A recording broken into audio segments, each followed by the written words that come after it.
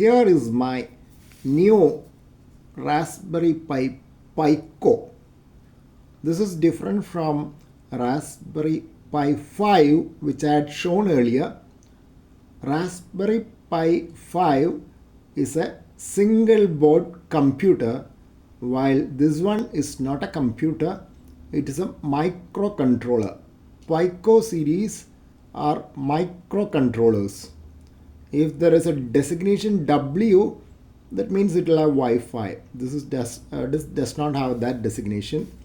And this is the cable which I got, a USB micro cable over here. The other plug is just standard USB. This came along with this, and it is coming from the authorized distributor in this region, RoboCraze. Inserted the micro USB cable into the socket just to see that it fits well. Two varieties available. One with headers soldered. You have the headers pins over here soldered on both sides.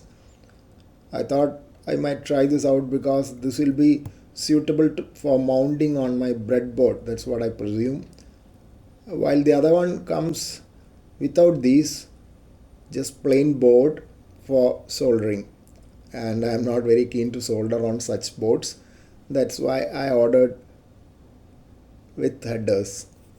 You can see the nice Raspberry Pi logo here. This is a magnified view, and name is there, Raspberry Pi Pico H. H should mean with headers, and copyright year is 2021.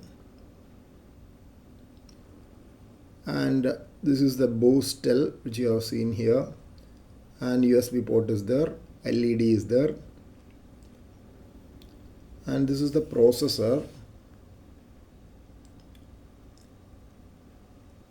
This is the main processor seen over here.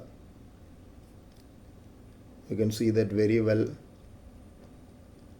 Now, even without a spotlight, I am able to see. Usually, I see all these chips by using a spotlight. Somehow, it's seen well even without a spotlight.